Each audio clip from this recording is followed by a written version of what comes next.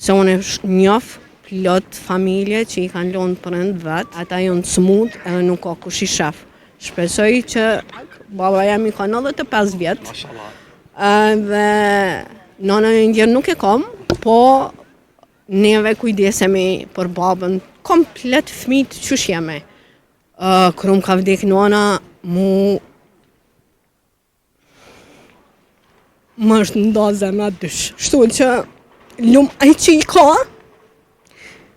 edhe shpresoj që asnjëherë mos ta lën prindin vet. Jam pishman që nuk kom bo ende ma shumë për nanën, sa ka qenë gjallë. Prishtinës. Sa Prishtina, e të një Prishtinë këto? Po. E shumë mirë. Jeni nana, po? Po. A do kanë cilën momentet më të lumtura të jetës sonde? Momentin që lind fëmijë dhe bosh nana. Sa mirë. Shumica nana këto i ndajnë. Po, ajo është eksperienca më e mirë e mundshme. A do kanë çfarë eksperiencë ty të ka dhënë epiteti nanë? Ndjenjen më të mirë në botë që ekziston. Dukesh me emocione tua. Po normal. Sa mirë që e gëzon këtë epitet. Sa mirë keni? 3. 3 mirë. Vajza ti jem? 2 jam edhe 1 vajzë. Oh, vajza në basket për këtë Vajzën e kam fëmijën e mesëm, është jam gëzu për krejt fëmijët, po vajzën e kam 2 veçantë. Se nanat ma shumë vajza një dojnë, janë ma... Jo, nuk di mi nda të ret. 2 fëmijët e mëdhenj i kam shumë afër njëri me tjetrin, kanë qenë si binjak, se gjithë si kanë qujt, a jam binjak, më kanë pyt, këtë voglen e kemi mas 10 viteve, po se cili e ka vendin e vetë. Sigurisht se nanat, sidomos nuk i ndajnë fëmijët, janë ato që... Po nuk mund është me nda, janë pjesë e zemrës, e shpirtit, nuk ndajnë. A nuk kanë fëmijën, a i lindin për me na knaqë në shpirt, si me pas, dhe më thënë atë me na gëzu si epitetin për një që kemë, apo disa po thëmë, i shojnë si interes fëmijën. Jo, nuk e besoj. Njerëzit zakonisht që mendojnë me lind një fëmijë, me bu një fëmijë, e lindin atë për me plotësu jetën e vetë. Se e meriton çdo njeri ta ketë një fëmijë. A shpresoj që çdo njeri që mendon në herë të bëhet prind, inshallah Zoti si lem ata. Po, a mendon që ka për atyre që duhet me patjetër më kujdes ose për me pas ata në pleqëri të sigurt, duhet me pas fëmijën e shohin si obligim që duhet me na shikojnë. Jo, asnjëherë. Ti për shembull a she? Jo, nuk e shoh. Unë nuk e shoh. Unë pres që fëmijët e mi asa ku mrijon me mri edhe një herë më shumë se unë. A nuk i obligoj asnjëherë për veten tam. Shpresoj se e kemi arrit një kulm që ta kemi një pleqni të rahatshme dhe të shëndetshme me burin tam, kur të plakemi. Fëmijët kanë me kriju familjen e vet, kanë me pas jetën e vet, obligimet e tyre. Nëse me ndryshimin e kohëve tash që po vjen, na shohin, faleminderit shumë.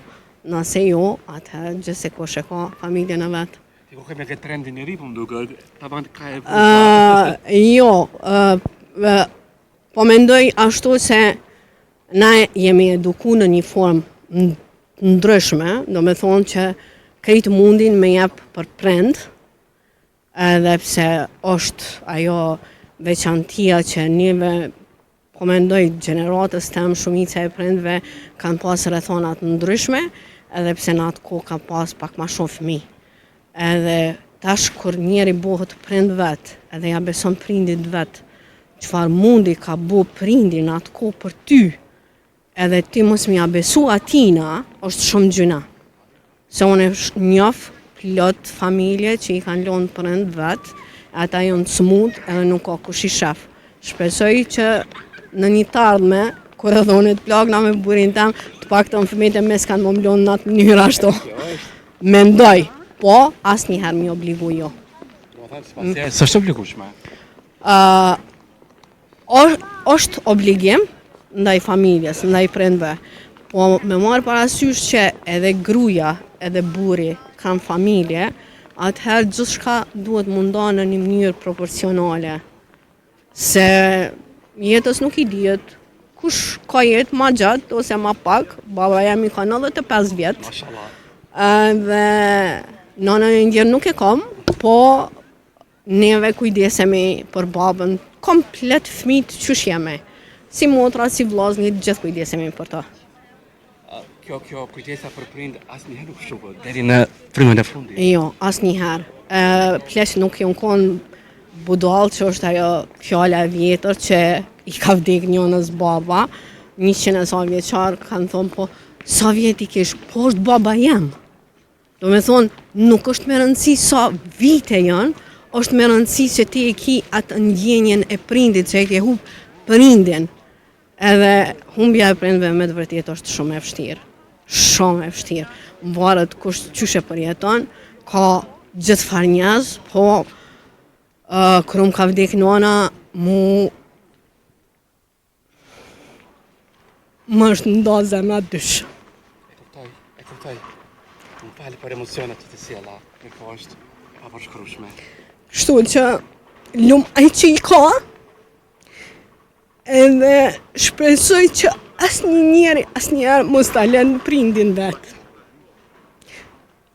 Unë thash krejt fëmijët mundohemi ende për babën, po nashta jam pishman që nuk kom bo ende ma shumë për nanën, sa ka qenë gjallë. Është ky peng që të kam bet?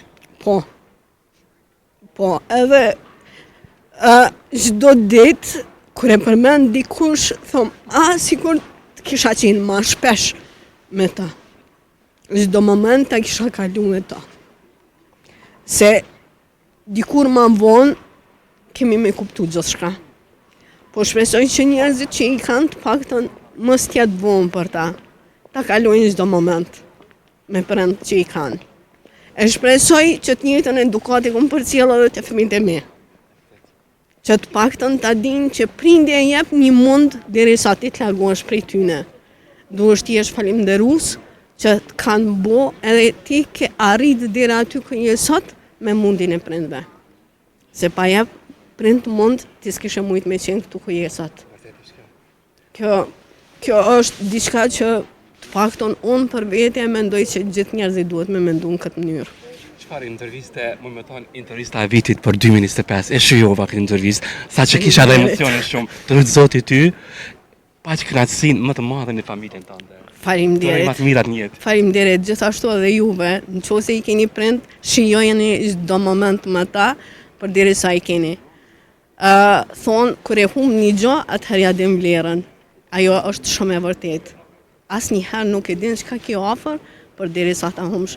Kështu që shijoni në momentin me prindët e juaj, edhe kënaquni me ta. Është shumë e vërtetë që neve çdo familje do të ketë diçka, po merreni atë si mësim prej prindërve që të nesërmën do të shfrytëzohet tek fëmijët. Dhe ja të përshëndes të roj më të mirë aty, të zoti, faleminderit shumë. Viti i ri qoftë një vit i mbarë për gjithë.